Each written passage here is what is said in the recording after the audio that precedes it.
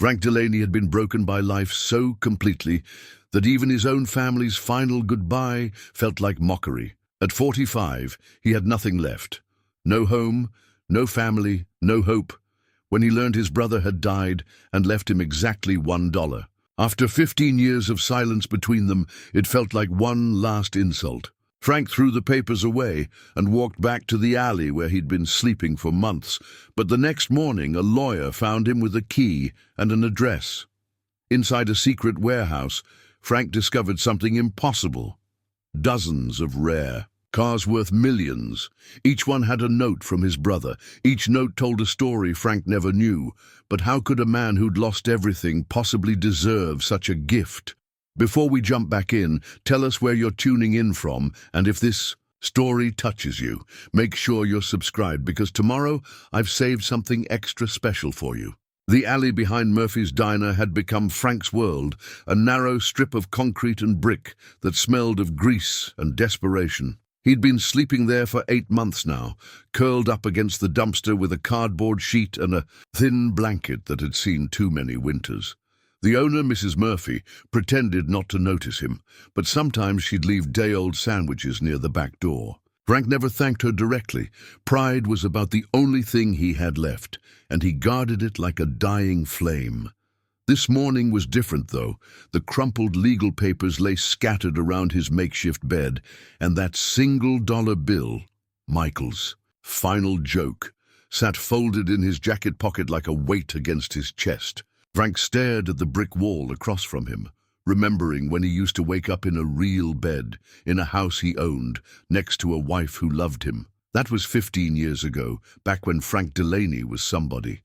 He'd owned the best automotive repair shop in 3 counties, a place called Delaney's, where people brought everything from rusted pickup trucks to classic muscle cars. Frank had a gift with engines. He could diagnose problems just by listening, could make a seized motor purr like a kitten with nothing but patience and skill. The shop had been his father's before him, and Frank had dreamed of passing it down to his own children someday. Sarah had been 12 then, all skinny legs and curious questions about carburetors and spark plugs. She used to sit on his workbench, after school, swinging her feet and chattering about her day, while Frank worked underneath the cars. His wife, Janet, would bring them both sandwiches around lunchtime, and for a few precious minutes the shop would fill with the sound of family laughter. But pride, Frank had learned, could destroy a man faster than any vice. When the big chain auto shops started moving into town, offering cut-rate prices and flashy marketing, Frank refused to adapt. He wouldn't lower his standards, wouldn't use cheaper parts, wouldn't compromise on the quality that had built his reputation. Let them have their fast fixes, he'd told Janet. Real craftsmen don't need to compete with amateurs. Except customers didn't care about craftsmanship when they could save $50 down the street. Business slowed, then trickled, then stopped altogether. Frank took out loans against the shop, against the house, against everything he owned. He told himself it was temporary, that people would come back when they realized quality mattered. They never did. The downward spiral had been swift and merciless. First the shop, seized by the bank on a cold Tuesday morning while Frank stood, helplessly, in the parking lot. Then the house sold at auction, while Janet packed their remaining belongings with tears streaming down her face. Sarah had looked at him that day with something he'd never seen before in her young eyes. Disappointment. "Why didn't you just try something different, Dad?" she'd asked. "Why did you have to lose everything?" Frank hadn't had an answer then. He still didn't. Janet had taken Sarah and moved in with her sister in California, begging Frank to come with them to start over somewhere new. But Frank couldn't leave. This was his town, his life, his failure. He took odd jobs, construction work, dishwashing, anything that paid cash. He rented a tiny apartment and called Sarah every week, listening to her voice grow more distant with each conversation. Then came the drinking. Not the dramatic Hollywood kind where a man drowns his sorrows in a bottle. More like a slow leak, beer with lunch, whiskey with dinner, whatever was cheapest at the corner store. It dulled the sharp edges of his shame, made it easier to sleep. In that empty apartment, with its water-stained ceiling and broken radiator, the jobs became harder to keep. Frank would show up late, hungover, his hands shaking as he tried to focus on simple tasks. His reputation in the community, once built on reliability and skill, crumbled like everything else he'd touched. Michael had called him during those dark months, his voice crackling over the phone from whatever city his software company had moved him to this time. "Come work for me, Frankie," he'd said, using the childhood nickname that now felt like another weight. "I've got connections. We can get you cleaned up, get you back on your feet." But Frank had heard the pity in his younger brother's voice, the careful way Michael had chosen his words. Michael, who'd always been the smart one, the ambitious one, the one who'd made something of himself while Frank had stayed put in their hometown, working with his hands like their father before him. "I don't need charity," Frank had told him, "especially not from you." It was the last conversation they'd had. 15 years of silence, broken only by obligatory Christmas cards that Frank never opened and eventually stopped receiving altogether. Now, Michael was dead, and Frank was living behind a dumpster. And that $1 bill in his pocket felt like the punchline to a joke that had been building his entire adult life. The morning sun climbed higher, casting long shadows across the alley. Frank heard the familiar sounds of the city waking up. Car engines, distant conversations, the rumble of delivery trucks making their rounds. Somewhere out there, people were heading to jobs they cared about, homes they owned, families who still believed in them. Frank pulled out the crumpled legal papers and smoothed them against the concrete wall. The language was formal, cold, but the message was clear. Michael Delaney, deceased, had left his brother Frank exactly $1 and nothing more. The rest of his considerable estate, and the lawyer had emphasized the word considerable, would go to various charities. $1. After a lifetime of being brothers, after growing up together in the same house, learning to drive in the same rusted Chevy pickup, working side by side in their father's garage during high school summers, $1 was all Frank's life had been worth to Michael in the end. Frank folded the papers and tucked them back into his jacket. In a few hours, Mrs. Murphy would arrive to open the diner, and he'd have to find somewhere else to sit until evening. Maybe the library, if he cleaned himself up enough to get past the front desk. Maybe the park, if the weather held. He closed his eyes and tried not to think about the man he used to be, the father Sarah had looked up to, the husband Janet had trusted to provide for their family. That Frank Delaney had died the day the bank foreclosed on his shop. This Frank, the one sleeping behind dumpsters and measuring his worth in $1 bills, was all that remained. But sometimes, in the quiet moments before the city fully awakened, Frank could still hear the sound of engines humming in perfect tune, could still feel the satisfaction of a job done right, a problem solved with patience and skill. Those memories were fading now, growing dim like old photographs, but they were still there. Hidden in his jacket pocket, next to that insulting $1 bill, Frank kept 3 items he'd managed to hold on to through all the years of loss. His father's socket wrench, worn smooth by decades of use. A photograph of Sarah at 12, grease-stained and grinning in his old shop, and a business card from Delaney's Automotive, the lettering faded but still legible. They were all he had left of the man he used to be.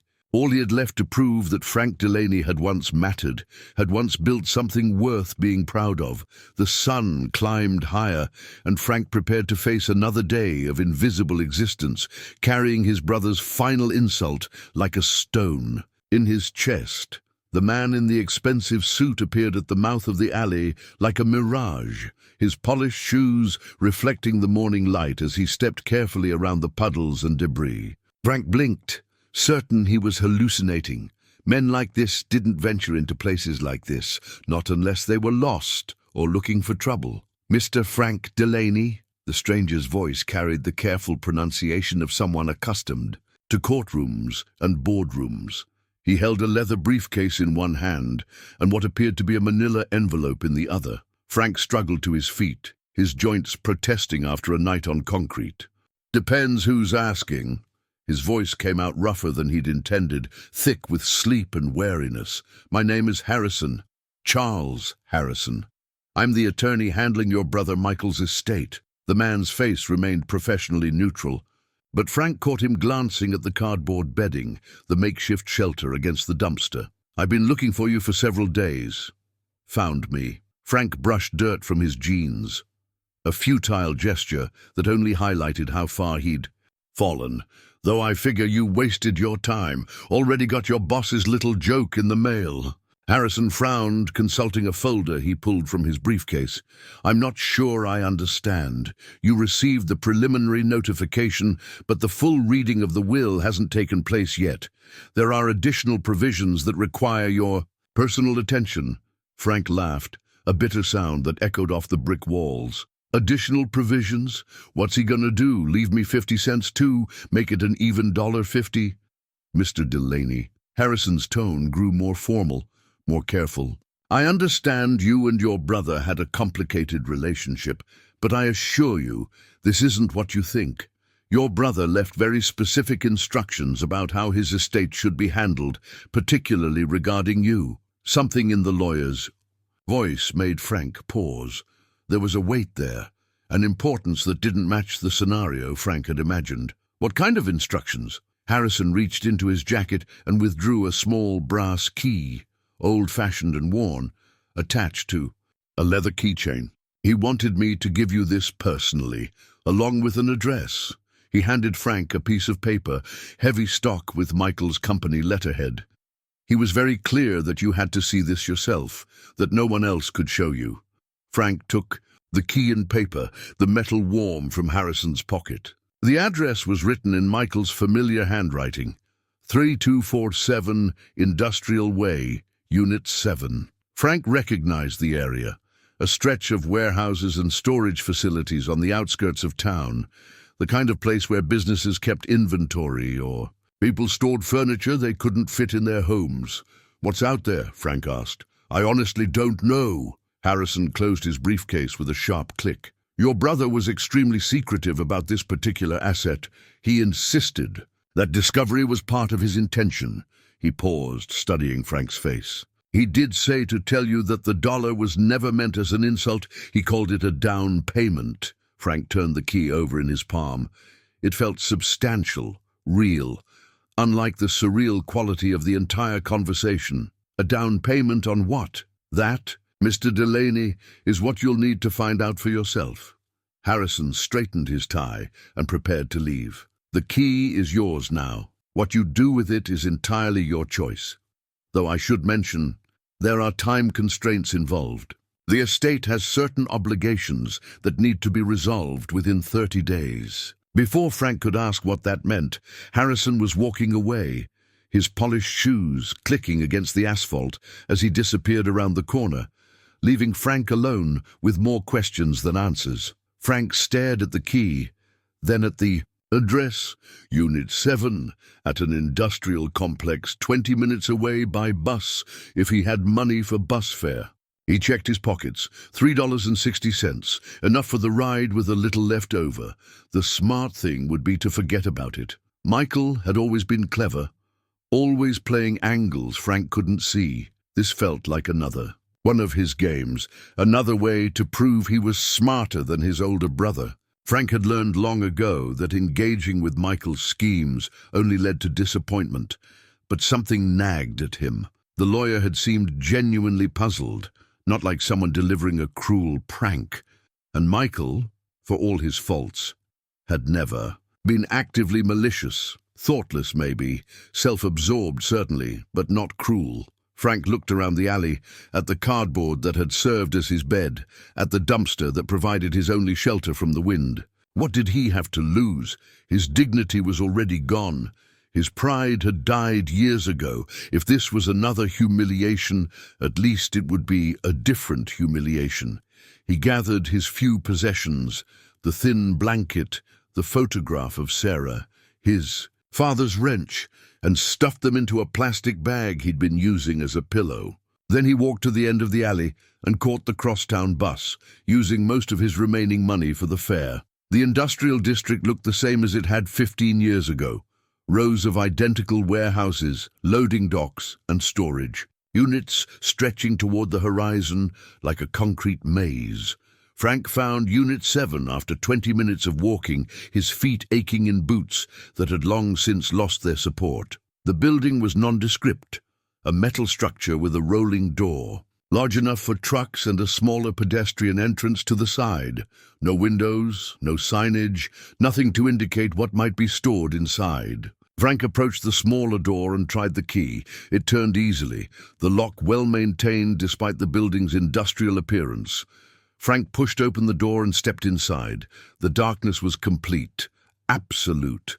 Frank fumbled along the wall until he found a light switch, and when the fluorescent fixtures flickered to life, he forgot how to breathe. Cars, dozens of them, arranged in perfect rows like sleeping giants. Not just any cars, pristine vintage automobiles, classic muscle cars, exotic sports cars that Frank had only seen in magazines. A 1967 Shelby Cobra gleamed under the harsh lights. A Ferrari Testarossa sat next to a mint-condition Porsche 911. In the far corner, Frank spotted what looked like a 1970 Plymouth Cuda, its bright orange paint job immaculate. Frank walked forward on unsteady legs, his mind struggling to process what he was seeing. Each car was perfect, professionally maintained, sitting on spotless concrete floors. This wasn't just a collection, it was a shrine. He approached the nearest vehicle, a 1969 Mustang Boss 429, and found a folded piece of paper tucked under the windshield wiper. With trembling hands, Frank opened it and recognized Michael's handwriting. "Remember, when Dad taught us to change the oil in his old Mustang? You were 8, I was 6, and you held the funnel while I tried to pour. We made such a mess, but Dad just laughed and said that's how mechanics are born. I kept thinking about that day when I bought this one. I kept thinking about a lot of things, Frankie, things I should have said, things I should have done differently." Frank's throat constricted. He moved to the next car, a 1965 Corvette Stingray in pristine condition. Another note. This was Mom's dream car. She used to point them out whenever we passed one on the road, and Dad would always say, "Someday, honey, someday." He never got the chance to buy her one, but I thought maybe you'd understand why it needed to be here. She always said you had his hands, his gift for making broken things whole again. Frank's legs gave out, and he sank to his knees on the cold concrete. Around him, millions of dollars worth of automotive perfection sat in careful rows, each one tagged with a memory, a story, a piece of the family history he thought had been lost forever. He crawled to the next car, then the next, reading note after note, each one a window into the brother he thought he'd known, the relationship he thought had died years ago. Michael had been watching, remembering, collecting these pieces of their shared past, while Frank had been drowning in his own pride and failure. In the center of the warehouse sat one car that made Frank's heart stop completely, a 1973 Camaro. Z28 painted in the exact shade of blue as his father's first car. The note on this one was longer. "I know you're angry, Frankie. I know you think I abandoned you, that I chose success over family.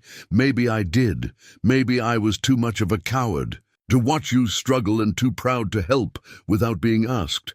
But I never stopped loving you. I never stopped believing that you were the better man, the one who understood what really mattered. This collection isn't about the money. It's about remembering who we used to be before life got in the way, before I got in the way." Frank pressed his face against the cool metal of the car and wept for the first time in 15 years.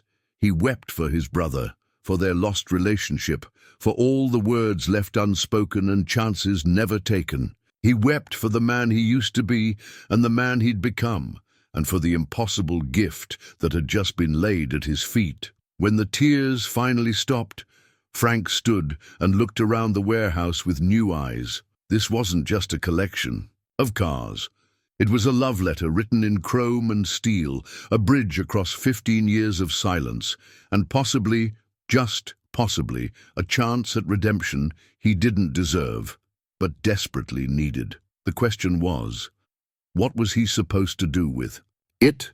Frank spent the next 2 hours walking through the warehouse like a man in a cathedral, moving from car to car, reading each note with the reverence of someone handling sacred texts. The collection was vast. He counted 43 vehicles in total, representing decades of automotive history and what had to be millions of dollars in value.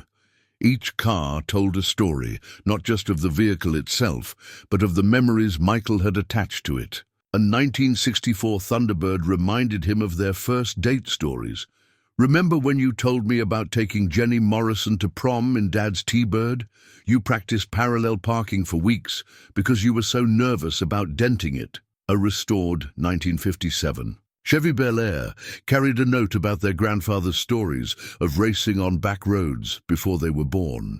The 1967 Mustang Fastback in the center of the collection drew Frank back again and again. This was the car from the first note he'd read, the one about changing oil and making messes and learning to be mechanics.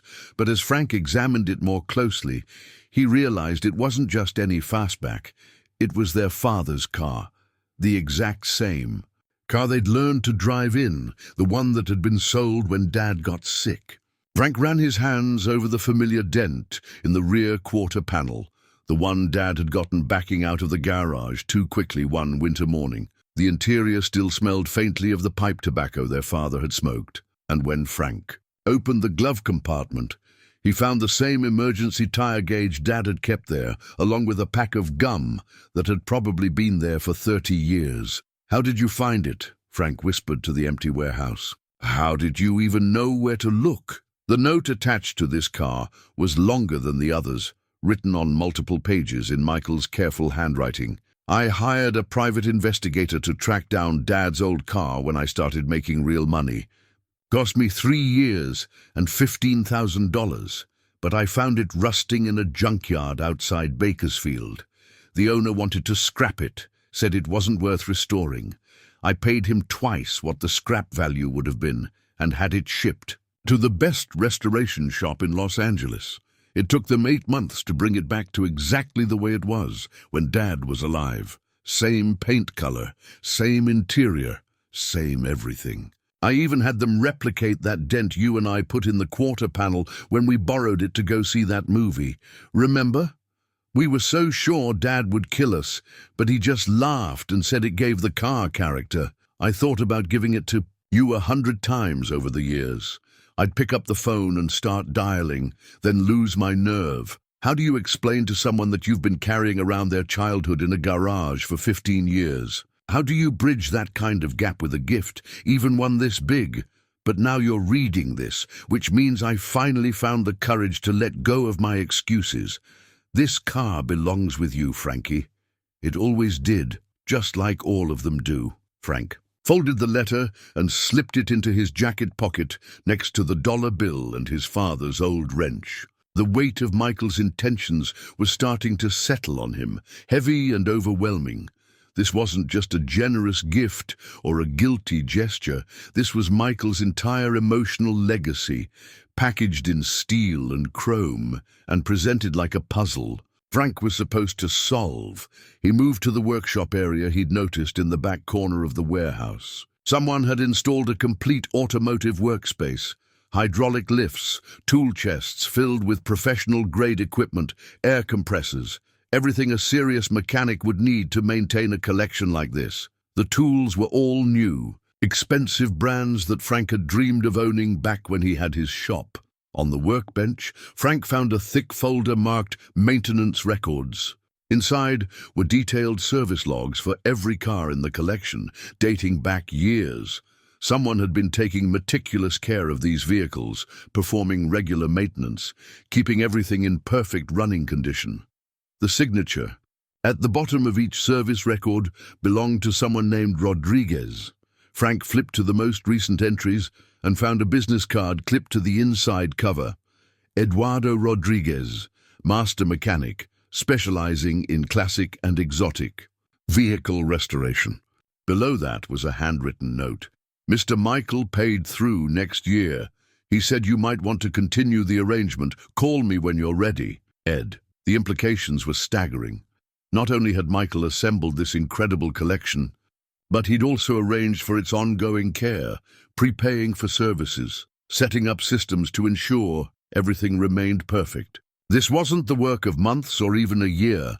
This was the result of careful planning over many years. Frank sank into a metal folding chair beside the workbench and tried to process what he was seeing. Michael had been building this for him, slowly and methodically, while Frank had been sleeping in alleys and measuring his life in borrowed time. While Frank had been drowning in bitterness and pride, Michael had been creating something extraordinary, something that honored their shared past while pointing toward a possible future. But why? Why go to such elaborate lengths for a brother who'd refused his help, who'd hung up on his calls, who'd chosen pride over family time and again? Frank opened another car door, a 1970 Dodge Challenger in bright orange, and found the answer in Michael's note. I know you think I succeeded because I was smarter or luckier or more ambitious, but the truth is, I succeeded because you showed me what real skill looked like. Watching you work in Dad's garage, seeing how you could diagnose problems by sound, how you could take apart an engine and put it back together better than it was before, that taught me that excellence was possible if you cared enough to pursue it. I applied that lesson to software, to business, to everything I touched. But I never forgot where it came from. I never forgot that my big brother was the first person to show me what mastery looked like. Frank closed his eyes and leaned back in the chair. The warehouse was quiet, except for the distant hum of the ventilation system and the occasional creak of metal settling. Somewhere in the distance, traffic moved along the highway, people heading to jobs and homes and lives that made sense. Frank's life hadn't made sense in 15 years, but sitting here, surrounded by automotive perfection and his brother's carefully preserved memories, he felt something he'd almost forgotten existed. Possibility. He stood and walked back to their father's Mustang, running his hands over the familiar curves of the hood. Almost without thinking, he popped the hood and looked at the engine compartment. The 289 V8 had been restored to factory specifications, every component clean and properly placed. Frank reached for the dipstick and checked the oil level. Perfect. Of course, clean golden oil at exactly the right level. His hands moved automatically, checking belts and hoses, examining the air filter, testing the battery connections. The engine was in beautiful condition, better than it had been even when Dad was alive. Someone had taken extraordinary care to preserve not just the car's appearance, but its mechanical integrity. Frank found himself smiling for the first time in months. This engine would purr like a kitten when it started. The transmission would shift smoothly through all the gears. The brakes would grab evenly. The steering would be tight and responsive. Whoever this Rodriguez was, he knew his business. Frank closed the hood and stepped back to look at the complete car. Tomorrow, he would have to figure out what Michael expected him to do with all of this. He would have to confront the legal implications, the financial responsibilities, the overwhelming question of whether he was worthy of such an extraordinary gift. But right now, for the first time in 15 years, Frank Delaney felt like a mechanic again. He felt like someone who understood the language of engines and carburetors, someone who could diagnose problems and create solutions, someone who had value in the world. It was a feeling he'd thought was lost forever, and maybe, just maybe, it was the beginning of finding his way back to the man he used to be. Frank discovered the photo album by accident, tucked beneath the driver's seat of a midnight blue 1963 Corvette split window. He'd been examining the car's interior, marveling at the pristine condition of the leather seats, when his fingers brushed against something unexpected. The album was leather-bound and thick, clearly expensive, the kind of thing people used for important occasions. Frank opened it with trembling hands and found himself staring at his own wedding day, a photograph he'd thought was lost forever, when the bank foreclosed on his house and he'd been forced to sell or abandon most of his possessions. But there it was, Frank in his rented tuxedo, Janet radiant in her grandmother's wedding dress, both of them laughing at something outside the frame. They looked impossibly young, impossibly hopeful. Frank remembered the moment his best man had made.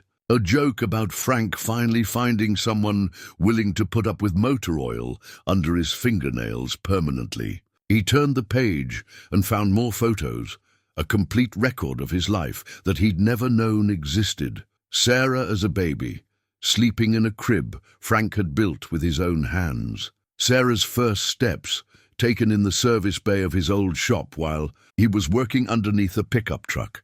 Sarah at 5, wearing tiny coveralls and helping him change brake pads, more hindrance than help, but grinning with pride at being included. Janet appeared in dozens of photos, bringing lunch to the shop, organizing the paperwork Frank always neglected, laughing with customers who'd become friends over the years. Frank had forgotten how often she'd smiled back then, how her eyes had lit up when he walked into a room, how naturally she'd become part of the business he'd built. There were pictures of family gatherings he barely remembered. Christmas mornings, birthday parties, backyard barbecues where Sarah had insisted on cooking hot dogs that were charred beyond recognition. Michael appeared in many of them, usually standing slightly apart but clearly present, clearly part of the family fabric that Frank had somehow managed to tear apart. One photograph stopped Frank completely. It showed him and Michael working together. In his shop, both of them younger men, both focused intently on the engine of an old Camaro they were rebuilding. Michael's hands were clean. He'd always been more comfortable with theory than practice. But he was listening carefully as Frank explained something about carburetor adjustment. The look on Michael's face was one of genuine admiration.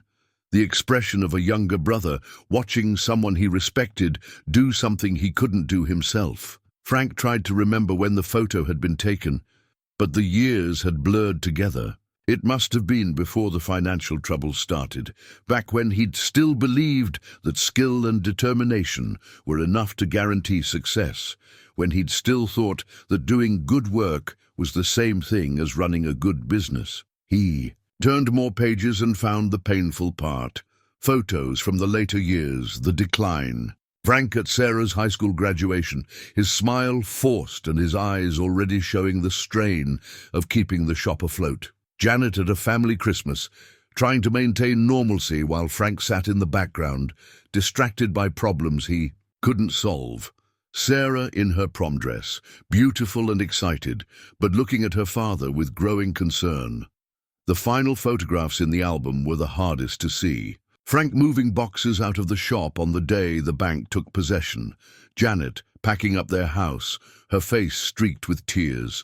Sarah helping load their remaining belongings into a rental truck, her childhood ending prematurely as adult responsibilities crashed down around her. But the very last photo in the album was one Frank had never seen before. It showed him sitting alone in his empty shop on that final day, his head in his hands, surrounded by the ghosts of dreams that hadn't survived contact with reality. Someone had taken it from the doorway. Michael, Frank realized, the only person who would have been there, the only person who would have thought to preserve that moment of complete defeat. Frank closed the album and sat back in the Corvette's driver's seat, overwhelmed by the weight of a life he'd thought was forgotten. Michael had been there, watching, documenting, preserving memories that Frank himself had been too proud or too ashamed to keep. But why? What was the point of maintaining such a detailed record of Frank's rise and fall? What had Michael hoped to accomplish by collecting these fragments of their shared history? Frank found part of the answer in another note, this one tucked into the album's back cover. I know you think I wasn't there during the hard times, that I disappeared when things got difficult. The truth is, I was there more than you knew. I hired a photographer to document Sarah's graduation when I knew you couldn't afford professional pictures. I made sure someone captured Janet's last Christmas in your house, knowing how much those memories would matter someday. I was too much of a coward to help directly, too afraid you'd reject my offers and slam the door permanently. But I couldn't let those moments disappear completely. I couldn't let your family's history be lost just because pride got in the way of asking for help. Every photo in this album represents a piece of the man I've always admired, even when you couldn't admire yourself. Especially then. Frank set the album aside and got out of the Corvette, his legs unsteady. The warehouse suddenly felt smaller, more intimate. These weren't just cars, they were memory palaces, each one containing pieces of a life Michael had carefully preserved, while Frank had been busy destroying it. He walked to the workshop area and found Eduardo Rodriguez's business card again. On impulse, he pulled out his phone, a cheap prepaid model he'd bought at a convenience store, and dialed the number. "Rodriguez Classic Restoration," a voice answered after 2 rings. "This is Frank Delaney, Michael Delaney's brother."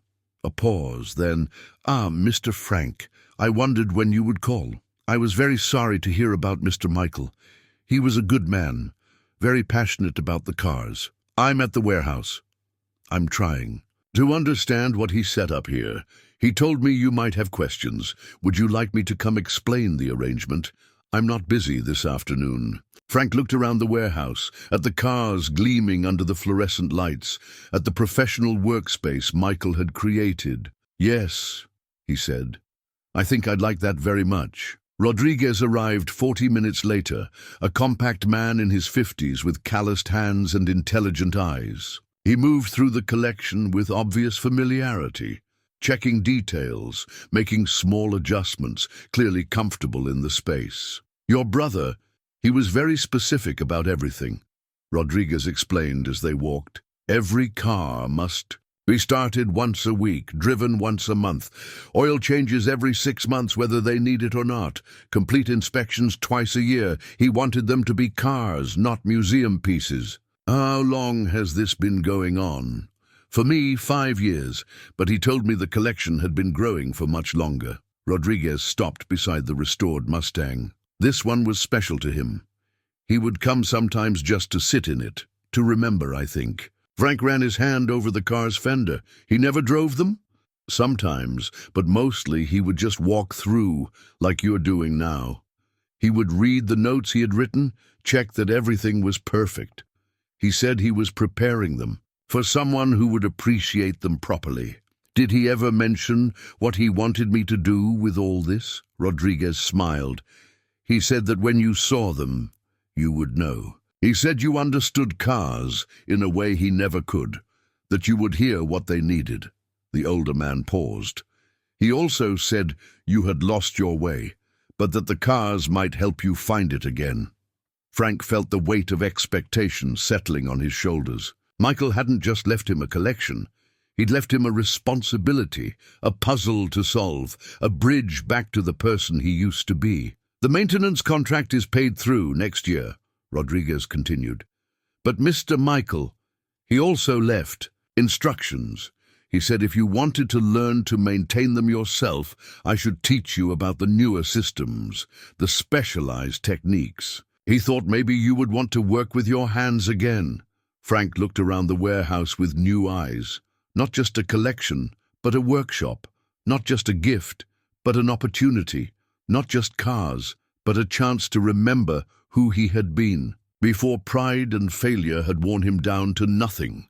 For the first time since entering the warehouse, Frank allowed himself to imagine what it might be like to work here every day, to wake up with purpose, to use his hands for something meaningful. "Again, would you like me to show you the maintenance schedule?" Rodriguez asked, pulling out a thick binder. "Mr. Michael was very organized about everything." Frank nodded, following Rodriguez to a desk area where detailed charts tracked every aspect of the collection's care. Oil change dates, tire rotation, schedules, battery maintenance, climate control logs. Michael had thought of everything, planned for every contingency except his own death. "He used to say that cars are like living things," Rodriguez explained.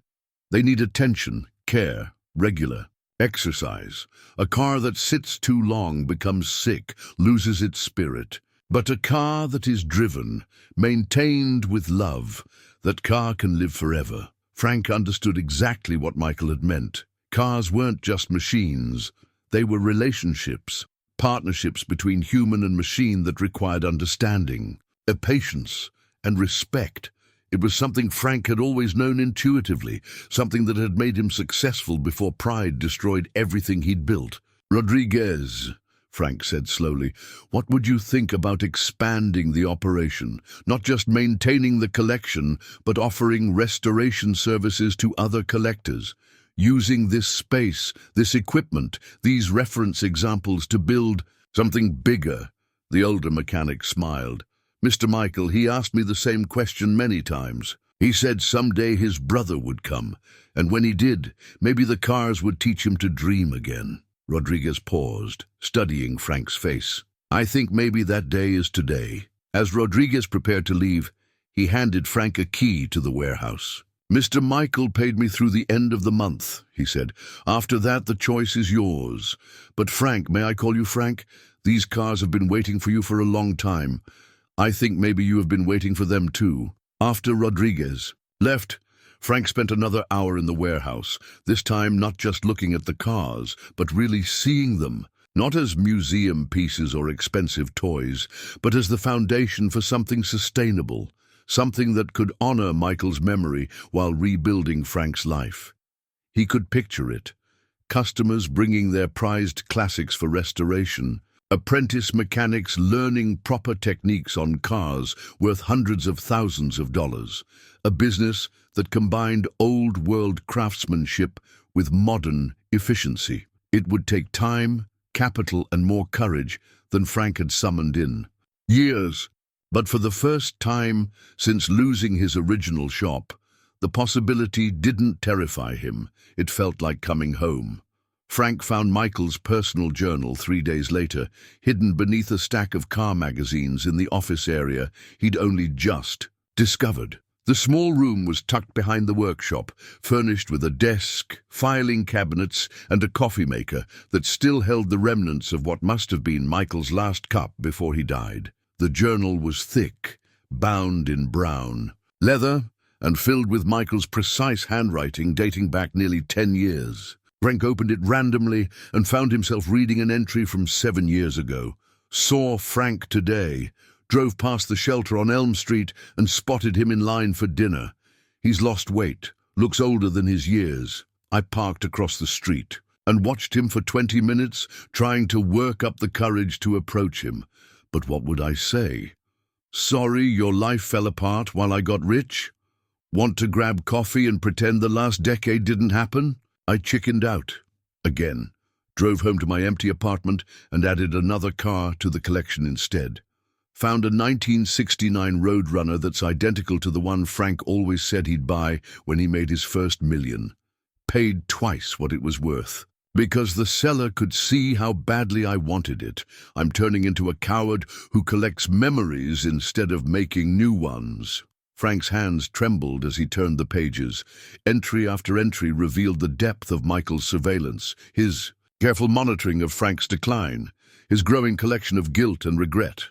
Michael had documented Frank's eviction from the apartment he couldn't afford, his first nights sleeping rough, his gradual disappearance from the community that had once respected him. But more than that, the journal revealed Michael's own struggles, with success that felt hollow, achievements that meant nothing without family to share them with. Frank read about business deals that had made Michael wealthy beyond measure, about opportunities that had taken him to cities across the country, about a life of constant travel and professional recognition that had left him profoundly lonely. The company wants to send me to Hong Kong for 6 months, read one entry.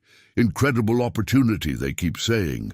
Stock options, executive track, all the things I thought I wanted.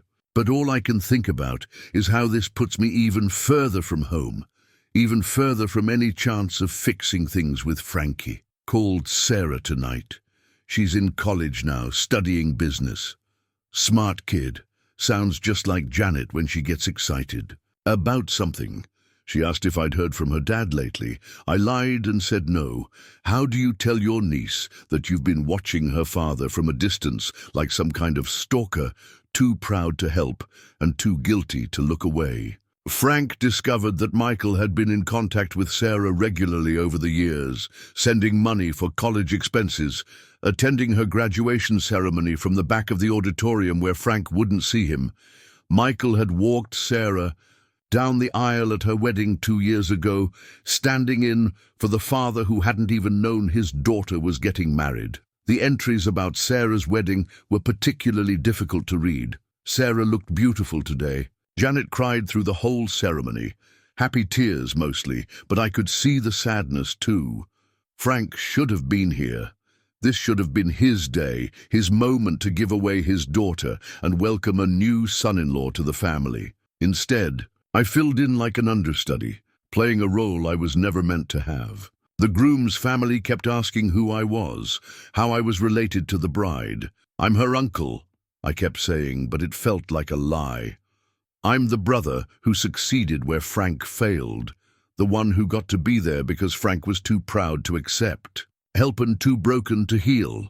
Sarah asked me to say something at the reception. I kept it brief, talked about family bonds and new beginnings. But what I really wanted to say was how sorry I was that her father wasn't there, how much I wished we could trade places, how I would give up everything I own for one chance to fix the mess I've made of our family. Frank closed the journal and walked back into the main warehouse, needing space to process what he'd learned.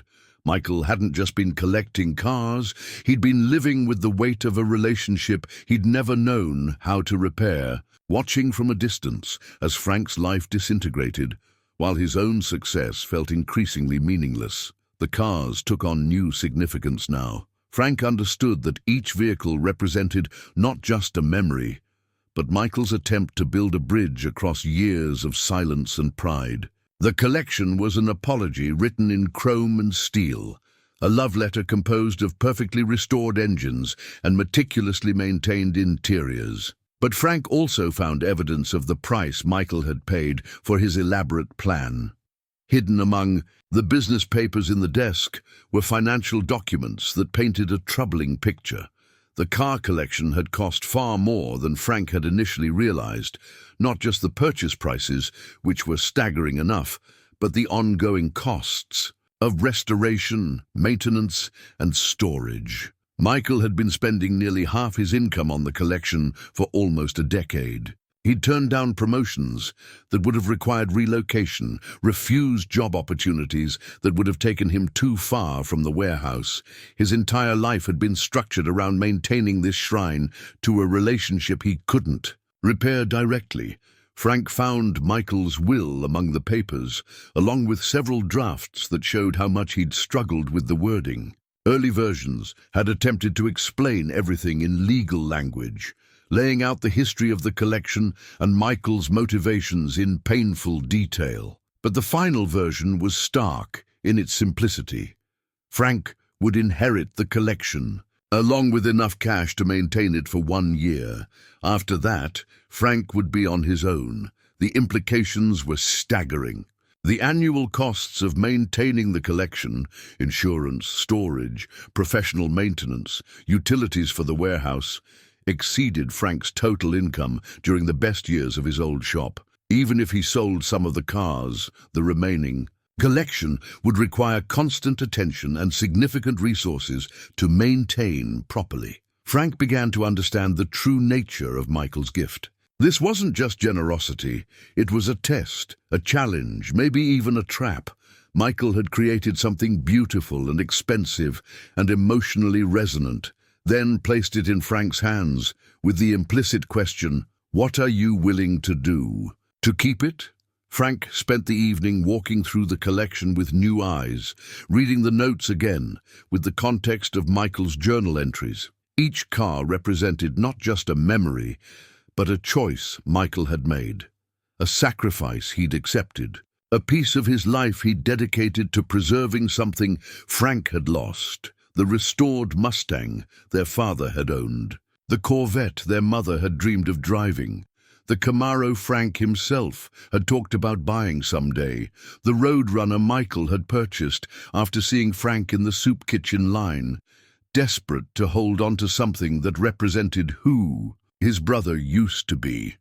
As night fell outside the warehouse, Frank sat in their father's old car and tried to imagine what Michael had been thinking during those final months of his life. Had he known he was dying? Had he planned this elaborate revelation as his way of saying goodbye, of forcing a reconciliation he'd never had the courage to initiate while he was alive? Frank pulled out his phone and stared at Sarah's contact information, which he'd found in Michael's address book. He hadn't spoken to his daughter in 3 years, hadn't even known she'd gotten married, hadn't been present for any of the important moments of her adult life. But Michael had been there, filling the void Frank's pride and stubbornness had created. Maybe it was time to stop letting pride make his decisions for him. Maybe it was time to find out if the damage he'd done to his family was as permanent as he'd convinced himself it was. But first, he needed to understand exactly what Michael had left him and what it would take to honor the extraordinary gift he'd been given. Because one thing was becoming clear: Michael hadn't just left him a collection of cars. He'd left him a chance at redemption, if Frank was brave enough to take it.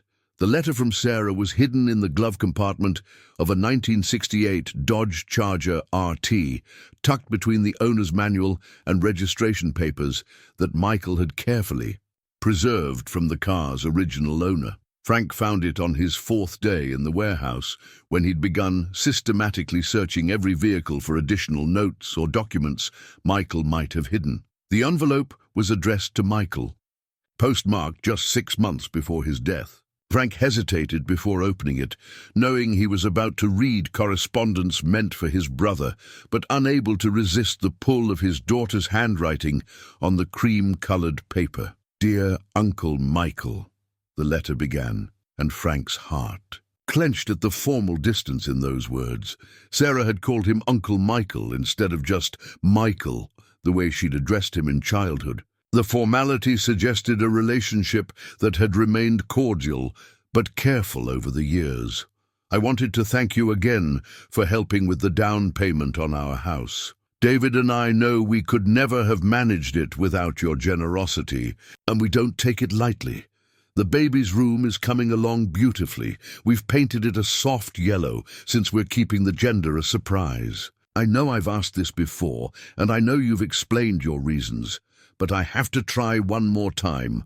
I'm going to have a baby in 4 months, Uncle Michael, your grandniece or grandnephew, and I can't stop thinking about how this child is going to grow up without knowing their grandfather, just like I did after Dad and I lost touch.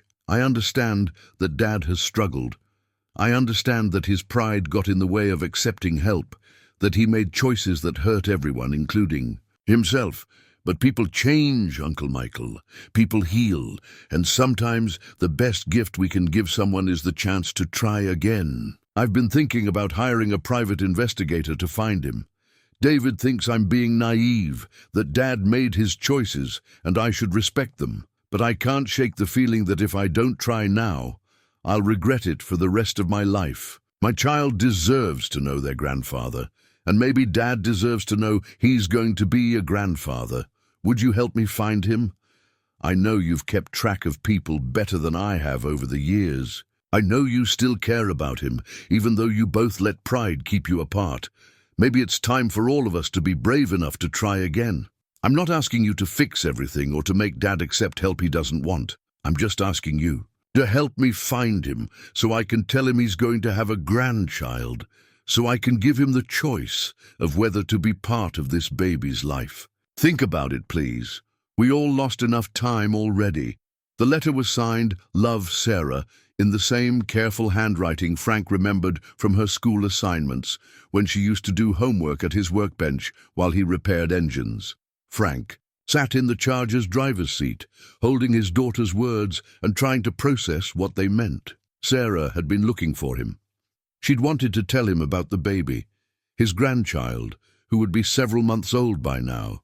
She'd reached out to Michael for help, asking him to bridge the gap that Frank's pride had created, and Michael had kept this letter, hidden it in a car that Frank would eventually discover, ensuring that Frank would learn about Sarah's attempts to reconcile even after it was too late for Michael to act on her request. Frank pulled out his phone and calculated the dates. If Sarah had been pregnant when she wrote the letter, and it was dated 6 months ago, then his grandchild would be about 2 months old now. 2 months of life that Frank had missed. 2 months of Sarah navigating new parenthood without her father's support or presence. The weight of all he'd lost hit him like a physical blow. Not just his marriage, his business, his home, but his daughter's wedding, the birth of his grandchild, all the moments that families share and celebrate together. He'd missed them not because he was physically unable to be there, but because his pride had been too great to reach out, too stubborn to admit he'd made mistakes. Frank found his hands shaking as he searched through more of the car's documentation. Hidden beneath the registration papers was Michael's response to Sarah's letter, written but apparently never sent. The handwriting was more hurried than usual, as if Michael had been struggling with what to say. "Dear Sarah, your letter arrived at a time when I've been doing a lot of thinking about family, about choices, about the things we do and don't do for the people we love. You're right that your father and I let pride keep us apart. You're right that we've all lost enough time already. I wish I could tell you where to find him. I wish I could arrange some perfect reunion where everyone says the right things and old wounds heal instantly. But the truth is more complicated than that. I know where your father is, Sarah. I've known for years. I've watched him struggle, and I've been too much of a coward to reach out directly. I've told myself I was respecting his choices, but really I was protecting myself from the possibility that he might reject my help, that our relationship might be broken beyond repair. By the time you read this, I hope I'll have found the courage to do what I should have done years ago. I hope I'll have found a way to bring our family back together, to give your child the grandfather they deserve, and your father the chance at redemption he's never stopped needing. If I haven't managed it, if something happens to me before I can make this right, then know that everything I've built, everything I've saved, has been with the hope of creating a bridge back to the people who matter most. Your father was the best man I knew before life broke him down. Maybe he can be that man again if someone gives him the chance." The letter was signed, but never sealed, never sent. Michael had died before he could find the courage to act on Sarah's request, before he could facilitate the reunion he'd spent years hoping to create. Frank folded both letters and sat in the darkening warehouse, surrounded by millions of dollars worth of automotive perfection and the weight of opportunities missed. Outside, the sun was setting, casting long shadows through the high windows and painting the concrete floor in shades of gold and amber. His phone sat in his hand, Sarah's contact information glowing on the screen. He could call her right now. He could tell her he'd received Michael's gift, that he'd found her letter, that he was sorry for all the years of silence and distance. He could ask about the baby, offer to be the grandfather he'd never had the chance to be. But what if David was right? What if Frank was being naive to think that people could change, that damage could be healed, that pride and stubbornness and years of hurt could be overcome by good intentions and regret? What if Sarah was better off without him? What if his grandchild was better off growing up without the influence of a man who'd lost everything he'd touched, who'd chosen pride over family again and again? Frank looked around the warehouse at Michael's elaborate gift, this collection of perfectly maintained dreams and carefully preserved memories. His brother had spent years creating this bridge back to the family he'd helped destroy, this chance at redemption that came with no guarantees and enormous risk. The question was whether Frank was brave enough to cross it, whether he was ready to risk more disappointment and rejection for the chance at being the man Sarah remembered, the grandfather his grandchild deserved. As darkness settled over the warehouse, Frank made his decision. He would call her. He would take the risk. He would find out if the damage he'd done was permanent or if, somehow, there was still time to heal what had been broken. But first, he needed to understand exactly what Michael had left him, what responsibilities came with this extraordinary gift, and whether he was capable of honoring the trust his brother had placed in him. Because if he was going to re-enter his family's life, he needed to do it as someone who could contribute, someone who could give as well as ask for forgiveness. He needed to become worthy of the second chance Michael had died trying to give him. Frank discovered the legal documents on his 7th day in the warehouse, filed in a manila folder marked Urgent Estate Obligations that had been sitting in plain sight on Michael's desk. He'd avoided the administrative paperwork up to that point, preferring to focus on the cars themselves, but something about the folder's label finally demanded his attention. The first document was a notice from the law firm of Harrison Mitchell and Associates, dated 3 weeks after Michael's death. Frank recognized Harrison's name, the lawyer who'd brought him the key, but this letter carried a very different tone from their brief encounter in the alley. "Dear Mr. Frank Delaney," the letter began in formal legal language, "we regret to inform you that the estate of Michael James Delaney carries significant outstanding obligations that must be resolved within 30 days of probate completion. As the primary beneficiary of the vehicle collection, you are legally responsible for these debts as a condition of inheritance." Frank's hands began to tremble as he read further. The numbers were staggering. $847,000 in outstanding loans secured against the car collection, $230,000 in unpaid storage and maintenance fees, $156,000 in insurance premiums that Michael had been financing rather than paying outright. Nearly $1.3 million in total debt, all of it now Frank's responsibility. But the truly devastating information came in the second paragraph. Please be advised that if these obligations are not satisfied within the specified time frame, the entire collection will be seized and liquidated by court order to satisfy creditor claims. No partial payments or extended payment plans will be accepted. Frank sank into the desk chair, the papers scattered around him like the debris of a shattered dream.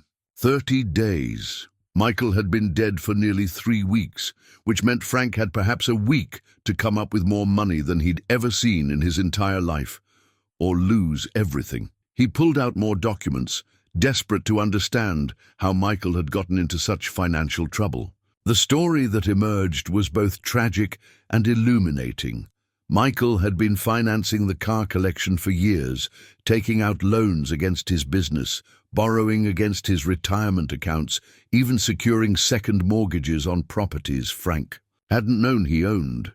The collection had started small, Michael purchasing 1 or 2 cars a year with cash. But as his obsession grew, as he found more vehicles that reminded him of Frank or their shared childhood, the purchases had accelerated. Michael had been competing with serious collectors, paying premium prices at auctions, hiring the best restoration shops regardless of cost. The financial records painted a picture of a man spending far beyond his means to build something beautiful and impossible, something that existed as much in his imagination as in reality. Michael had been creating a fantasy of family reconciliation, bankrolling a dream that he could somehow purchase his way back into Frank's life. The final document in the folder was a handwritten note from Michael, apparently written shortly before his death. "Frankie, if you're reading this, then my plan worked and you found the collection.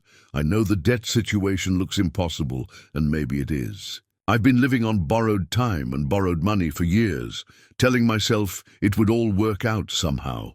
The truth is, I got in over my head. I kept buying cars, kept adding to the collection, kept telling myself that one more restoration, one more perfect vehicle would somehow make up for all the years we lost. I spent money I didn't have on dreams I wasn't sure would come true. But here's what I learned. The cars were never the real gift. The real gift was supposed to be the choice. You can walk away from all of this, Frank. You can let the creditors take everything and go back to your life, knowing that someone loved you enough to try, even if they failed. Or you can fight for it. You can find a way to make it work, to turn this collection into something that generates money instead of just consuming it. You understand cars in ways I never could. Maybe you can see possibilities I missed. I know I'm asking too much.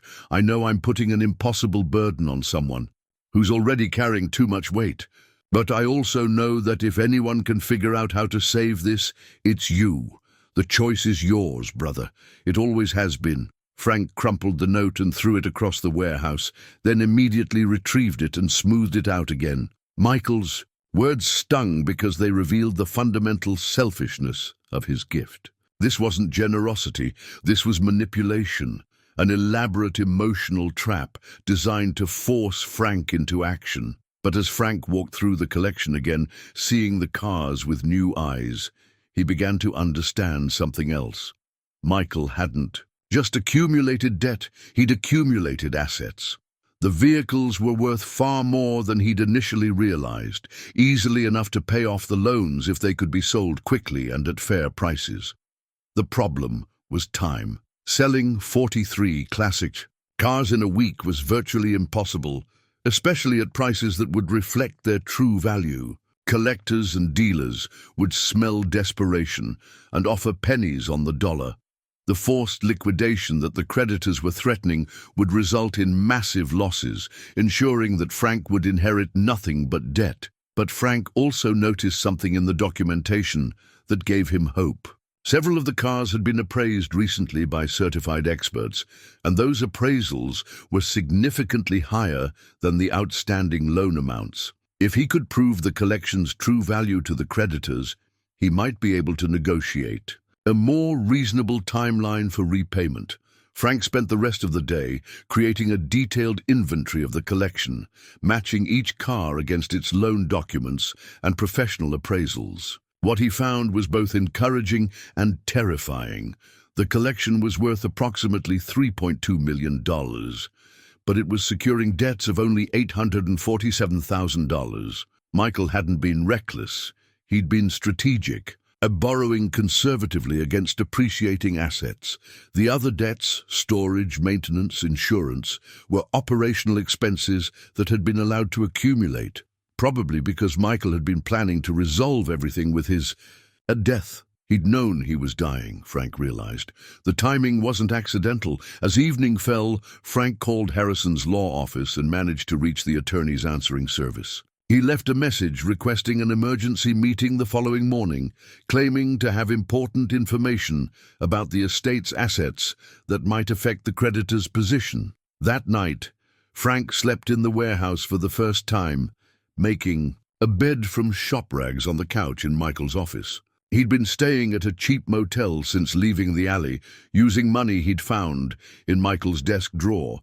But tonight he wanted to be close to the cars, to think through his options, surrounded by the evidence of his brother's impossible dream. Warehouse was quiet, except for the distant hum of traffic and the occasional settling creak of metal structures. Frank lay in the darkness, looking up at the ceiling and trying to calculate whether he had the courage to fight for something he'd never asked for, something that might destroy him as completely as losing it would. But as he drifted towards sleep, Frank found himself remembering the weight of his father's wrench in his hands, the satisfaction of diagnosing a difficult engine problem, the pride he'd once felt in work done well. Maybe Michael had been right. Maybe Frank did understand cars in ways that went beyond their monetary value, ways that could turn this collection into something sustainable and alive. The question was whether he had enough time to figure out how, and whether he was brave enough to risk everything on the possibility that he could honor his brother's impossible gift. Frank's meeting with Harrison the next morning lasted 3 hours and changed everything. The lawyer, initially skeptical, when Frank explained his plan to save the collection, became increasingly interested as Frank laid out the true value of Michael's assets and his proposal for managing the debt. "Your brother was more sophisticated than I realized," Harrison admitted, reviewing the professional appraisals Frank had organized overnight. These cars are appreciating assets, not just expensive toys. If we can demonstrate their value to the creditors and present a realistic repayment plan, we might be able to negotiate an extension. Frank had spent the early morning hours developing his proposal. Sell 12 of the less emotionally significant cars immediately to raise enough cash for the operational debts, then use the remaining 31 vehicles as collateral for a consolidated loan with more reasonable terms. The key was proving to potential lenders that the collection could generate income through carefully managed sales, rentals for special events, and professional maintenance services. "There's one more thing," Frank said, pulling out the business card Eduardo Rodriguez had given him. "Michael arranged for professional maintenance, but what if we expanded that? What if we turned the warehouse into a full restoration and maintenance facility for classic cars? The equipment is already here, the space is perfect, and there's a waiting list of collectors who need quality work." Harrison raised an eyebrow. "Do you have experience running that kind of business?" Frank met his gaze steadily. "I owned the best automotive repair shop in 3 counties for 12 years. I know cars, I know customers, and I know what quality work looks like. What I didn't know was how to manage finances properly. But I'm learning." By the end of the meeting, Harrison had agreed to contact the major creditors and request a 60-day extension, giving Frank time to implement his plan. It wasn't a guarantee, but it was hope. Frank's next call was to Sarah. He sat in his father's restored Mustang, the phone in his trembling hands, and dialed the number he'd memorized from Michael's address book. After 3 rings, a familiar voice answered. "Hello?" "Sarah." Frank's voice cracked on her name. "It's Dad." The silence stretched so long that Frank wondered if she'd hung up. Then, "Dad? Oh my God. Dad, is that really you? Where are you? Are you okay?" Frank closed his eyes, overwhelmed by the warmth in her voice, the immediate concern despite years of abandonment. "I'm okay, sweetheart. I'm sorry it took me so long to call. I'm sorry for so many things. Dad, I've been looking for you. I hired a private investigator. I called every shelter in 3 states. Where have you been? It's a long story. But Sarah, I got Uncle Michael's gift. I found your letter to him, the one about the baby. I'm so sorry I missed that. I'm sorry I wasn't there for your wedding, for everything." Sarah's voice broke. "Dad, you have a granddaughter, Emma Rose. She's 3 months old and she's perfect, and I wanted so badly for you to meet her." Frank felt tears streaming down his face. "I want to meet her too, more than anything. But Sarah, I need to ask you something, and I need you to be honest. Would it be better for Emma if I stayed away? I've made such a mess of everything. Maybe she's better off not knowing." "Stop." Sarah's voice was firm. "Dad, stop. Yes, you made mistakes. Yes, you hurt people, including me. But you're my father, and Emma deserves to know her grandfather. We all make mistakes, Dad. The question is what we do about them." Frank told her about the warehouse, about Michael's collection, about the impossible debt and his plan to save it. As he talked, he heard David in the background, Sarah's husband, whom Frank had never met, asking questions and offering encouragement. "Dad," Sarah said finally, "do you need help? David and I have some savings, and Uncle Michael left me a small inheritance.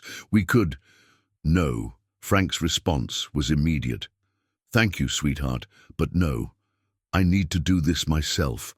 I need to prove that I can fix what I broke, that I can be the man you remember. But what I really need is to know that you'll give me the chance to try." "Of course, Dad. Of course." They talked for another hour, Sarah filling him in on her life, her marriage, her daughter's early milestones that Frank had missed. When they finally hung up, with plans for Sarah to visit the warehouse the following weekend, Frank felt lighter than he had in years. The next 3 days passed in a blur of activity. Frank worked 18-hour days, cataloging every car in detail, researching market values, contacting potential buyers for the vehicles he'd decided to sacrifice. Eduardo Rodriguez arrived each morning at 7, teaching Frank about the more sophisticated diagnostic equipment and restoration techniques he'd need to run a modern classic car facility. "You have good hands," Eduardo observed as Frank learned to use a computerized engine analyzer on a 1985 Ferrari Testarossa. "Your brother, he was smart about many things, but he could never feel what a car needed the way you do. This is a gift that cannot be bought." Frank also reached out to his old network of mechanics, suppliers and customers, many of whom were surprised to hear from him after so many years. Word spread quickly through the classic car community that Frank Delaney was back, working with an incredible collection and preparing to offer restoration services again. Frank Delaney? "I heard you were dead," said Tommy Morrison, an old customer who'd brought his father's Corvette to Frank's original shop dozens of times. "Listen, I've got a 67 Camaro that needs a complete rebuild, and nobody around here knows carburetors like you do. You really getting back in the business?" By Thursday, Frank had tentative commitments from 5 collectors who wanted restoration work, 3 dealers interested in purchasing specific cars from the collection, and a wedding planner who wanted to rent the 1965 Mustang convertible for a vintage-themed ceremony. But the real breakthrough came when Harrison called with news from the creditors. "They're willing to negotiate," the lawyer reported. "Your asset valuation convinced them that foreclosure would result in losses for everyone. They'll accept payment of the operational debts immediately, about $400,000, and restructure the secured loans over 5 years if you can demonstrate ongoing income from the business." Frank sank into Michael's desk chair, overwhelmed by relief and terror in equal measure. "What kind of ongoing income are they looking for?" "Enough to service the debt and maintain the collection. Roughly $8,000 a month, which is achievable if your business plan works. But Frank, if you miss payments, if the business fails, they'll take everything. This is your one chance." That evening, Frank called Sarah again to update her on the negotiations. She listened carefully as he explained the financial requirements, the risks involved, the possibility that he might lose everything despite his best efforts. "Dad," she said when he finished, "you sound different. You sound like yourself again." "What do you mean?" "You sound like the man who taught me that anything can be fixed if you're willing to work hard enough and care enough to get it right. You sound like someone who believes in himself again." Frank looked around the warehouse, at the cars gleaming under the fluorescent lights, at the professional workspace Michael had created, at the tools and equipment that could help him build something meaningful from the ruins of his old life. "I'm scared, Sarah. I'm scared I'll fail again, that I'll disappoint you again, Dad. The only way you can disappoint me now is if you don't try. I'd rather have a father who risks everything for something he believes in than one who gave up without fighting." Friday morning brought Sarah and her family to the warehouse. Frank watched from the office window as a Honda Civic pulled into the parking lot, his heart pounding as his daughter emerged carrying a baby carrier. David followed, a tall man with kind eyes who shook Frank's hand firmly and said, "It's good to finally meet you, sir." But it was Emma who stole Frank's breath entirely. 3 months old, with Sarah's dark hair and Janet's blue eyes, she was perfect in the way that only babies can be. All possibility and innocence, unmarked by the disappointments and failures that had shaped the adults around her. "Would you like to hold her, Grandpa?" Sarah asked, and Frank felt his world shift on its axis as his granddaughter was placed in his arms. Emma looked up at him with those ancient blue eyes that babies have, as if she could see straight through to his soul and liked what she found there. Frank felt something break open in his chest, some frozen place that had been locked away for years. "Hello, little one," he whispered. "I'm sorry it took me so long to meet you." As Sarah and David toured the collection, marveling at the cars and the stories behind them, Frank held his granddaughter and made a silent promise. He would save this collection. He would honor Michael's impossible gift. He would become worthy of the second chance he'd been given. Emma Rose deserved a grandfather who fought for what mattered, who refused to give up when things got difficult, who understood that some things were worth risking everything to preserve. Frank kissed his granddaughter's forehead and began to prepare for the most important battle of his life. The hidden appraisal documents that saved everything were discovered by accident, tucked inside the spare tire compartment of a 1970 Plymouth Cuda that Frank had almost overlooked. He'd been conducting a final inventory check before his meeting with the creditors when he noticed the trunk mat was sitting unevenly. Beneath it, wrapped in waterproof plastic, were professional valuations dated just 2 months before Michael's death. But these weren't the appraisals Frank had already found. These were supplemental evaluations commissioned by Michael for insurance purposes, documenting modifications and provenance that increased several cars' values far beyond their standard. Market prices: the 1967 Shelby Cobra, which Frank had valued at $850,000, was actually worth $1.4 million due to its documented racing history and original factory modifications. The Ferrari Testarossa had provenance papers proving it had been owned by a famous actor, doubling its value to $380,000. Car after car revealed similar surprises: authentic factory racing packages, celebrity ownership, documented show wins that transformed good cars into extraordinary ones. Frank's hands shook as he calculated the real numbers. The collection wasn't worth $3.2 million. It was worth nearly $4.8 million. The secured debt of $847,000 represented less than 20% of the collection's true value, making it one of the most conservative loan arrangements Frank had ever seen. But the most important document was a letter from Michael's insurance company, confirming that the collection was fully insured for its appraised value, and that all premiums were current through the end of the year. Michael had been paying the insurance costs out of a separate account, ensuring the collection would be protected regardless of what happened to his other finances. Frank called Harrison immediately. "I found them. I found the real appraisals. We're not fighting to save a collection worth $3 million. We're talking about nearly $5 million in assets securing less than $1 million in debt." "Jesus, Frank, are you certain about these numbers?" Frank read off the details, document by document, appraiser by appraiser. These weren't inflated estimates or wishful thinking. They were professional valuations conducted by certified experts, the kind of documentation that would hold up in any court or banking negotiation. "This changes everything," Harrison said. "With this kind of asset-to-debt ratio, we're not asking for charity. We're offering the creditors a premium investment opportunity. No bank is going to foreclose on assets worth 5 times the outstanding debt." The meeting with the creditors took place 2 days later in Harrison's conference room. Frank wore the one suit he owned, purchased years ago for job interviews he'd never gotten, cleaned and pressed for the occasion.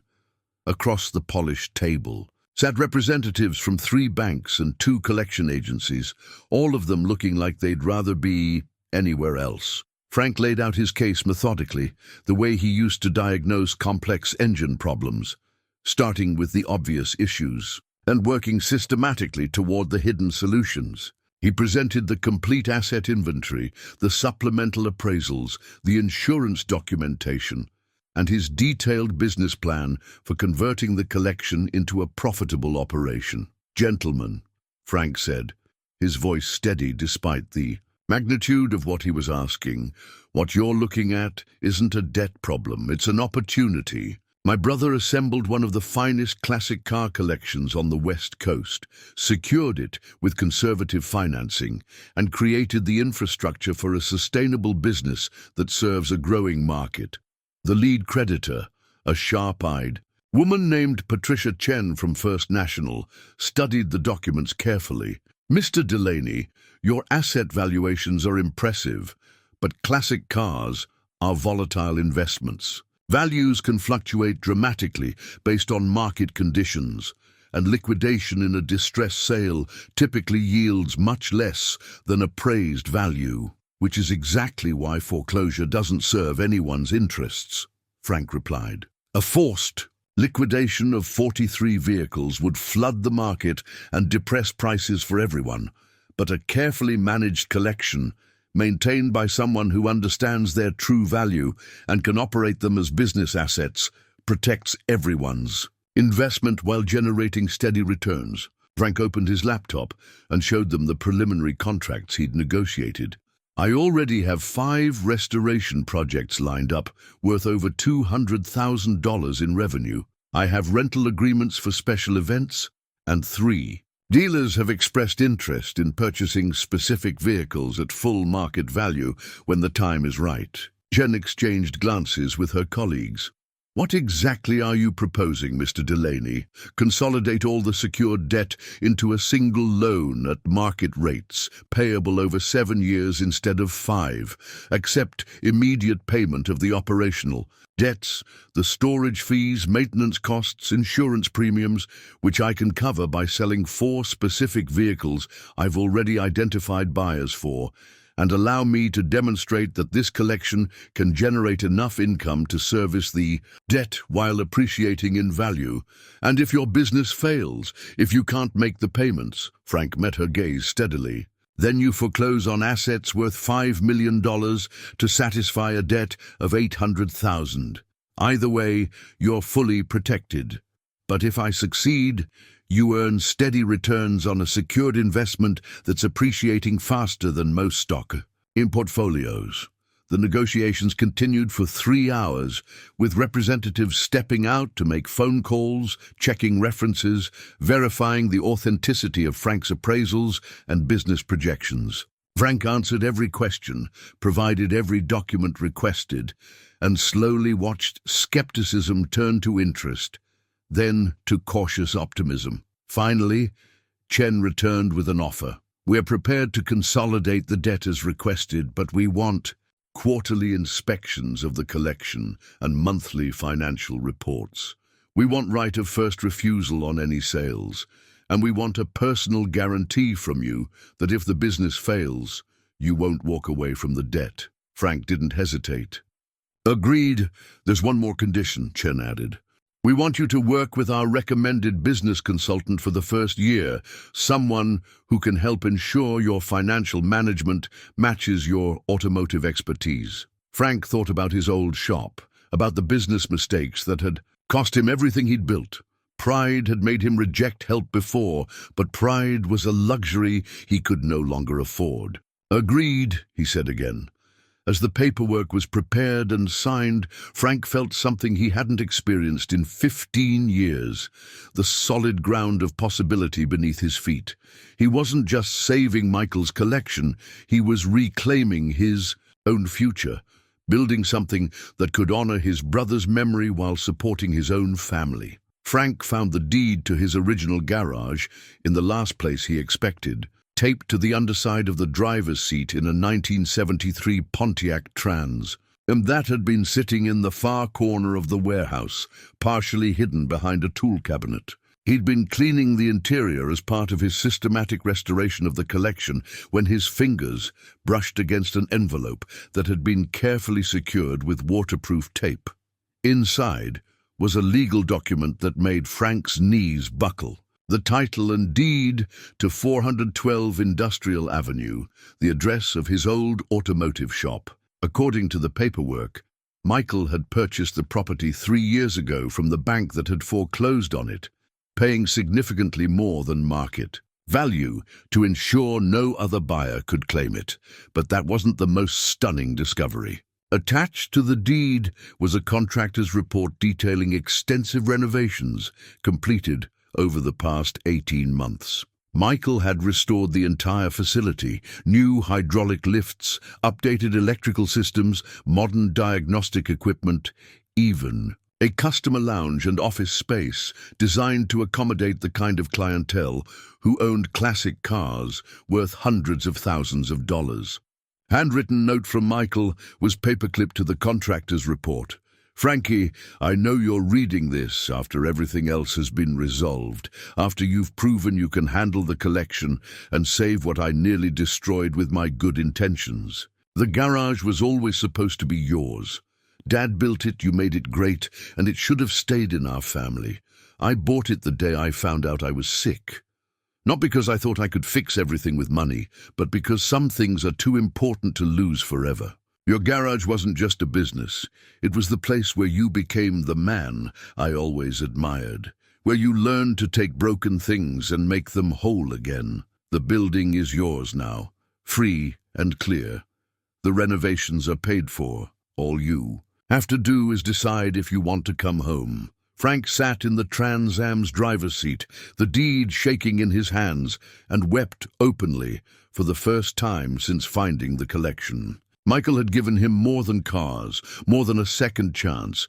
He'd given him back his identity, his purpose, the place where Frank Delaney had once been someone who mattered. His phone rang, interrupting his emotional breakdown. Sarah's voice was excited, breathless. "Dad, I just drove past your old shop. There are cars in the parking lot and lights on inside. Is someone using the building?" "It's mine, Sarah." Frank's voice was thick with tears and amazement. "Uncle Michael bought it. He restored it. He gave it back to me." "Oh, Dad." Sarah's voice broke. "Oh, my God. Are you going to reopen it?" Frank looked around the warehouse at the collection he'd fought to save, then at the deed that represented everything he'd lost and found again. The two locations were only 15 minutes apart, close enough to operate as a single business, with the warehouse serving as secure storage for the most valuable cars, while the garage handled daily restoration work and customer service. "Yes," he said, surprised by the certainty in his voice. "Yes, I am." The transition happened faster than Frank had dared to hope. Within 2 weeks, he'd moved the most frequently accessed tools and equipment to the restored garage, set up a proper office, and begun taking appointments with the collectors who'd been calling since word spread about his return to the business. Eduardo Rodriguez agreed to split his time between both locations, teaching Frank about the newer diagnostic systems while learning from Frank's intuitive understanding of classic engines. Together, they created a business that combined old-school craftsmanship with modern precision, the kind of operation that serious collectors had been looking for but couldn't find anywhere else in the region. Frank's first major project was a complete restoration of a 1969 Dodge Charger RT that had been rusting in a barn for 30 years. The owner, a retired airline pilot named Roberts, had bought the car in high school and held onto it through decades of moves and life changes, never having the money or time for a proper restoration. "I heard you were the best before you disappeared," Roberts told Frank as they examined the Charger's rust-damaged body panels. "People said you could make any car run, like it did when it rolled off the factory floor. Think you still can?" Frank ran his hands over the car's damaged quarter panel, feeling the structure beneath the surface rust, assessing the scope of work required. It would take months of careful labor, thousands of dollars in parts, and all the skill he'd accumulated. Over decades of working with his hands. "Yes," Frank said simply, "I can make her perfect again." The work began immediately, with Frank stripping the car down to its bare frame, cataloguing every part, researching the correct specifications for a complete factory restoration. He worked 12-hour days, losing himself in the familiar rhythms of bodywork and mechanical repair, rediscovering the satisfaction of taking something broken and making it whole. Sarah visited regularly, bringing Emma Rose to meet her grandfather and see the progress on various projects. Frank loved watching his granddaughter's fascination with the colorful cars and shiny tools, her wide-eyed wonder at the sounds and smells of the garage environment. "She's going to be a mechanic like her grandpa," Sarah observed one afternoon, as Emma reached for a socket wrench from her car seat. "She can be whatever she wants to be," Frank replied, but he couldn't help smiling at the thought of passing his skills to another generation, of having someone to teach the way his father had taught him. As the weeks passed, Frank's reputation spread throughout the classic car community. Collectors drove from other states to have work done at Delaney's, attracted by the combination of Frank's legendary skills and the incredible collection housed at the warehouse. Frank began offering tours of Michael's cars as part of his service, creating an experience that was part automotive history lesson, part family story. The business grew beyond Frank's most optimistic projections. By the end of his first quarter, he was booking restoration projects 6 months in advance, had hired 2 additional mechanics to handle the overflow work, and was generating enough revenue to service his debt obligations with room for expansion.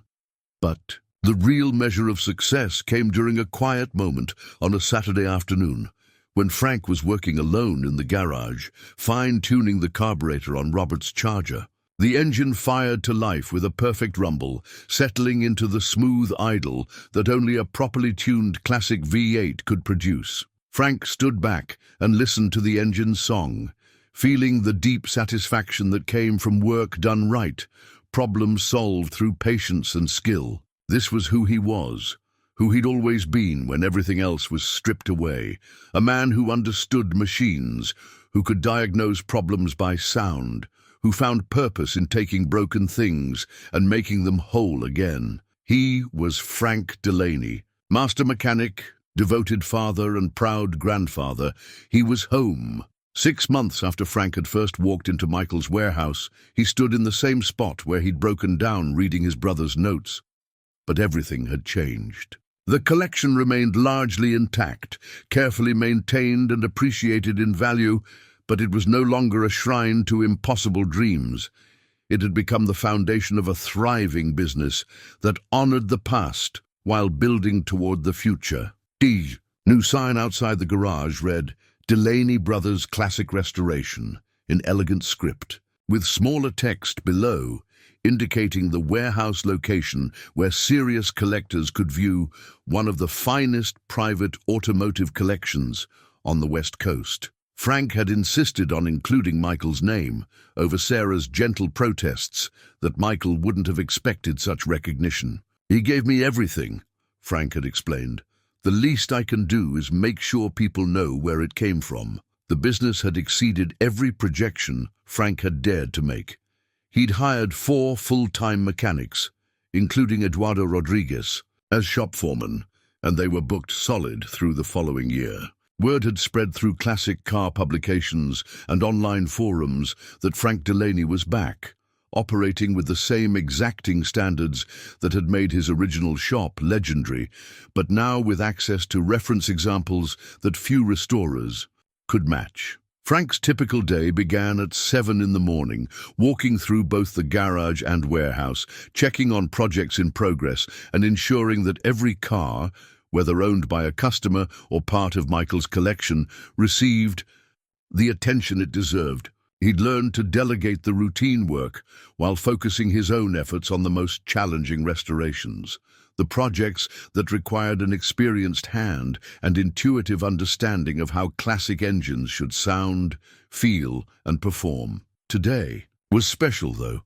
Today marked the completion of Roberts's 1969 Charger RT, the project that had re-established Frank's reputation and proved he could still work miracles with rust and neglect. Roberts was driving up from Los Angeles with his wife and grown children, a 3-generation family reunion centered around a car that had been part of their lives for decades, but had never been properly celebrated. Frank made his final adjustments to the Charger's tune, listening to the perfectly balanced idle of its restored 440 V8, then backed it out of the service bay into the afternoon sunlight.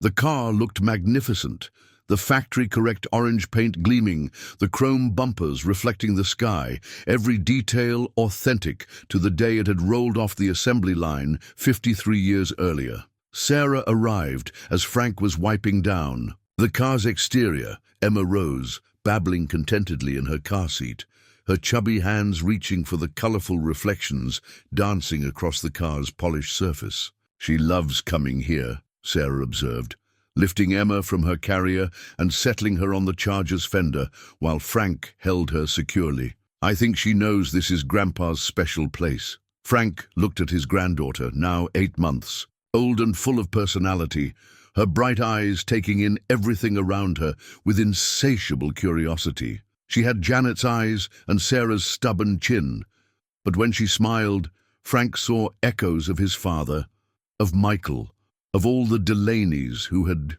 found their purpose working with their hands. "Maybe someday she'll want to learn about cars," Frank said. "Maybe someday I'll teach her to change oil the way Dad taught us." "Maybe," Sarah agreed. "But even if she becomes a doctor or a teacher or anything else, she'll always know that her grandfather was the man who could fix anything, who never gave up, even when everything seemed broken." Roberts arrived an hour later with his entire family, 3 generations gathered to see the car that had sat neglected in their barn for decades, transformed into automotive perfection.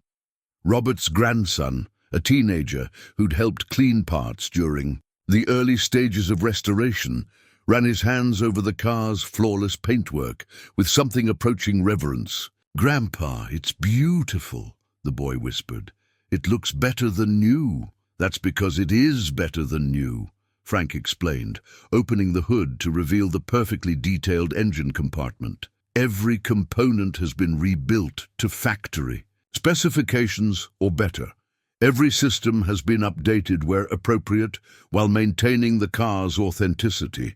This car will run for another 50 years if it's properly maintained." Roberts started the engine, and the Charger roared to life. With the deep, throaty rumble that only a properly tuned big block V8 could produce, his eyes filled with tears as he listened to the sound he remembered from his youth, the mechanical symphony that had accompanied some of the best memories of his life. "Thank you," Roberts said, gripping Frank's hand. "Thank you for giving me back something I thought was lost forever." As the Roberts family drove away in their restored Charger, Frank felt the deep satisfaction that came from work done right, from taking something broken and making it whole again. But more than that, he felt the continuity of generations, the passing of knowledge and passion from father to son, grandfather to grandchild, master craftsman to apprentice. That evening, Frank walked through Michael's collection one more time, reading the notes his brother had left, touching the cars that had become bridges across years of silence and pride. The 1973 Mustang sat in its honored place in the center of the warehouse, still carrying their father's scent of pipe tobacco, still bearing the familiar dent that had given it character. Frank pulled out his phone and scrolled through his contacts, until he found Janet's number, which Sarah had given him months earlier. He'd been working up the courage to call his ex-wife, to apologize for the years of stubbornness and pride that had cost them their marriage and their family's unity. The phone rang 3 times before Janet answered, her voice cautious. "Hello? Janet? It's Frank. I know I'm probably the last person you expected to hear from." A long pause. "Frank? My God, Frank, Sarah told me you were back in business, that you'd found Michael's cars. How are you?" "I'm good, Janet. Really good for the first time in years. I'm working again. I'm spending time with Sarah and Emma Rose. I'm trying to be the man I should have been all along. Sarah showed me pictures of the garage, of the cars. It looks amazing, Frank. It looks like everything you always dreamed of. Building. I wanted to call because I owe you an apology. A big one. I let my pride destroy our marriage. I chose stubbornness over family, and I'm sorry. I'm sorrier than you'll ever know." Janet's voice softened. "Frank, we both made mistakes. I could have been more patient, more supportive when things got difficult. I could have fought harder for us instead of giving up. You deserved better than what I gave you. You deserved a husband who could bend when life required flexibility, who could accept help when help was offered. Maybe we both deserved better than we knew how to give each other. But Frank, look what we created together. Look at Sarah, at Emma Rose, at the family we made despite our failures.